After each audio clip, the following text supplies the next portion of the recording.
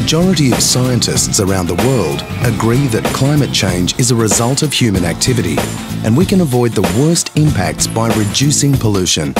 Climate change is predicted to lead to further rises in temperature, rises in sea levels, and some extreme weather events becoming more common, making life more difficult.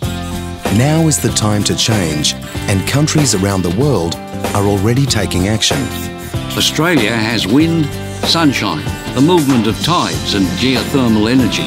These clean energy sources are sustainable, renewable. Their supply can't be disrupted by events elsewhere, and they don't contribute to pollution. Developing these new industries means developing new jobs.